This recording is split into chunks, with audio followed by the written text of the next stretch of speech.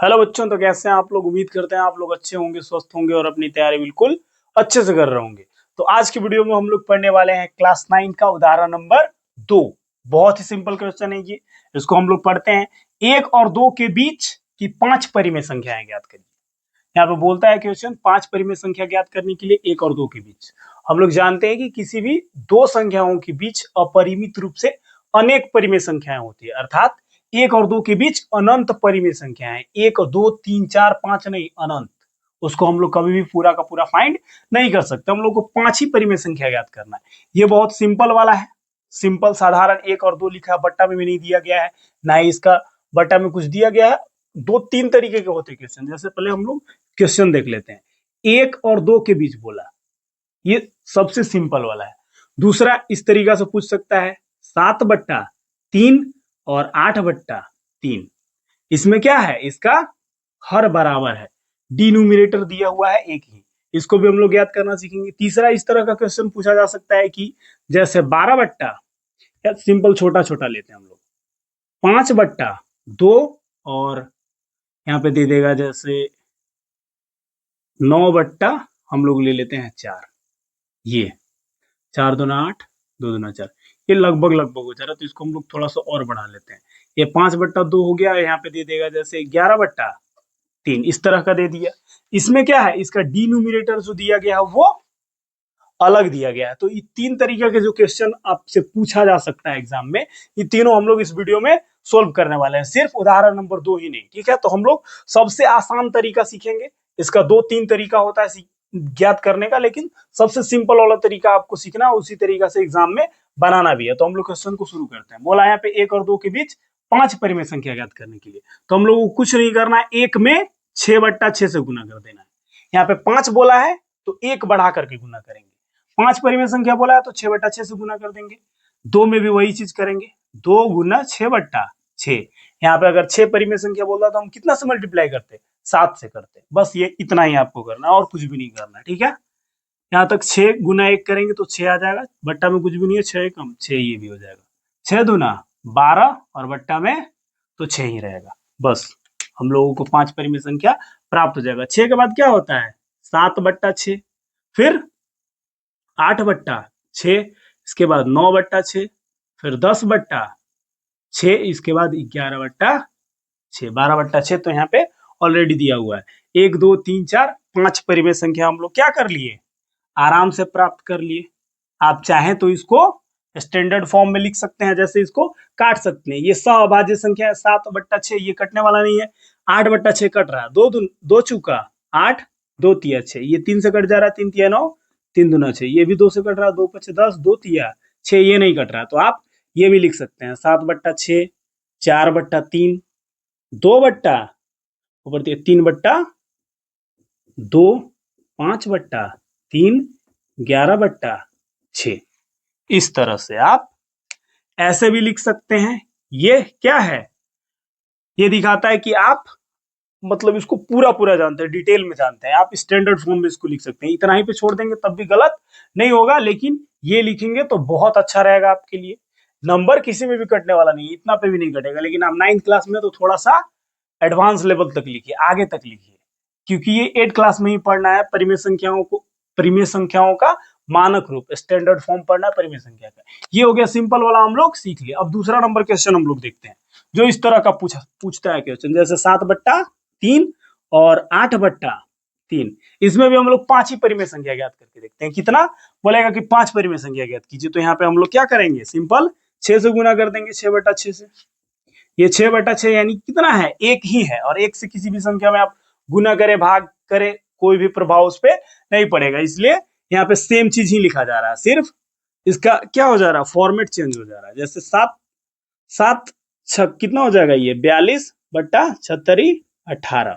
फिर ये कितना हो जाएगा, 6 48 और 76 18। 5 ही हम लोग यहाँ पे ज्ञात कर रहे हैं। अब इसके बाद क्या आ जा रहा है, 42 के बाद 43/18, फिर लिखेंगे आप 44/18, 45/18, 46/18, फिर आ गया 47/18। बहुत इजी तरीका है, इससे आसान तरीका बाकी कोई भी तरीका नहीं है। ये सबसे आसान तरीका है। 5 परिमेय संख्या हम लोग आसानी से ज्ञात कर लिए। इसमें भी आप चाहे तो काट सकते हैं, जैसे 43/18 ये कटने वाला नहीं है। 44/18 क्या होगा, कट जाएगा। इसको काट लेंगे, इसको काट लेंगे, सबको आप काट करके लिख सकते हैं। जैसे इसको आप काटें, ये 2 से कट जाएगा, 2 से कितना बार में कट जाएगा, 22 बार में। 2 से 2 9 18। अब ये कटने वाला नहीं है, ये भी कट रहा है। कितना से कट जाएगा, 3 से कट जाएगा, 15 तिया 45 और 3 छक 18, फिर कट रहा है ना। ये 3 पचे 15, 3 दूना 6, 5/2। फिर इसको आप काटेंगे तो 46 है, इसको आप 2 से काटें, 23 दूना 46 और 2 9 18। इसको नहीं काट सकते, 47 है ऊपर में, ऐसे इसको लिख सकते हैं फाइनल 43/18, 22/9 और 5/2, ये हो गया 23/9, 47/18। ये हम लोग दो तरीके से सीख लिए, जिसमें डिनोमिनेटर हमारा इक्वल दिया हुआ था और एक सिंपल दिया हुआ था, ऐसे ही प्राकृतिक संख्या के रूप में। और तीसरा नंबर हम लोग यहाँ पे सोल्व करते हैं, जिसका जो डिनोमिनेटर दिया गया वो क्या है, अलग अलग है। जैसे 5/2 और 11/3 दिया गया है। इसमें हम लोग क्या कर सकते हैं, यहाँ पे भी बोल दिया 5 परिमेय संख्या ज्ञात कीजिए। 5/2 और 11/3 के बीच की 5 परिमेय संख्या ज्ञात करना है। तो हम लोग सबसे पहले डिनोमिनेटर को बराबर करेंगे। एलसीएम लेकर के बराबर कर सकते थे, लेकिन एलसीएम में भी क्या आएगा, एलसीएम इसका 6 आएगा। तो आप इसको 6 बनाना चाहेंगे तब भी इसी से गुना करना होगा। और इसका सिंपल तरीका क्या है कि आप इसके डिनोमिनेटर से इसमें मल्टीप्लाई कर दें, अर्थात 3/3 यहाँ पे लिख देंगे और यहाँ पे 2 से इसमें गुना कर देंगे, 2/2। इसके नीचे वाला से इसमें और इसके नीचे वाला से इसमें गुना कर दिए। ठीक है, यहां तक कोई दिक्कत नहीं होना चाहिए। 5 तिया 15 और 3 दूना 6 हो गया। फिर 11 दूना 22 और 3 दूना 6। अब यहाँ पे देखेंगे तो कितना आ जा रहा है, 15 और यहाँ पे 22, यानी कितना का गैप है। ऐसे ही गैप हम लोगों को क्या करना पड़ा, इसमें गुना भी नहीं करना पड़ा। आगे जैसे 5 परिमेय संख्या बोलता है तो 6 से गुना करते हैं, हम लोग 6 से गुना भी नहीं किए। यहाँ पे क्या आ जा रहा है, गैप कितना आ रहा है, देखिए 15 और 6, 7 का गैप ऐसे ही आ जा रहा है। यानी कि हम लोग 15 के बाद लिख सकते हैं 16/6, 17/6, 18/6, 19/6, 20/6। कितना, 2 3 5, इतना आ गया। 21/6 भी आप लिख सकते हैं अभी, लेकिन हम लोग को 5 ही ज्ञात करना है, तो हम लोग 5 आराम से ज्ञात कर लिए। इसको भी आप काट करके स्टैंडर्ड फॉर्म में लिख सकते हैं। तो अब किसी भी प्रकार का क्वेश्चन नहीं बच जाता है। इसी 3 टाइप का क्वेश्चन आपसे पूछेगा। एक और हो सकता है, जैसे बट्टा में कुछ ऐसा दिया हो जिसका एलसीएम आप निकाल सकते हैं, तो सुविधा होगा उसमें कि आप एलसीएम तक ही उसको इक्वल करें। जैसे नीचे वाला से डायरेक्ट गुना कर देने पर क्या हो जाता है, बराबर आ जाता है। लेकिन अगर ऐसा संख्या दिया हुआ है, जैसे यहाँ पे सपोज मान लीजिए ये तो 3 है, ये 5/2 दे दिया और यहाँ पे लिख दे आपका जैसे 11 यहाँ पे लिख दिया 4, मान के चले 11/4 लिख दिया। ठीक है, तो इसका आप एलसीएम निकालेंगे तो कितना आएगा, एलसीएम निकालेंगे तो दोनों का 4 एलसीएम आएगा।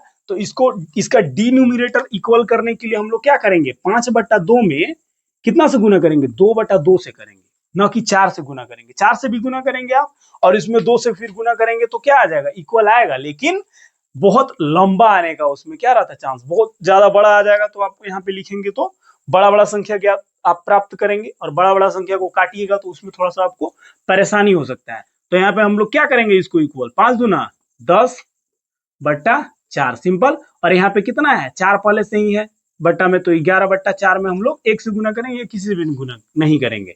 तो 10/4 आ गया और 11/4 आ गया।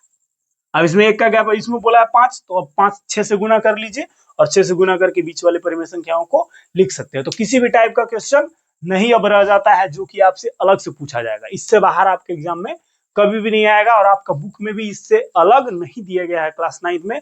तो आई होप आपको ये क्वेश्चन अच्छे से समझ में आ गया होगा। अगर आपको ये क्वेश्चन अच्छे से समझ में आ रहा तो अपने दोस्तों के साथ जरूर शेयर करें, और अगर आप हमारे चैनल पर नए हैं तो चैनल को सब्सक्राइब करें और वीडियो को लाइक करके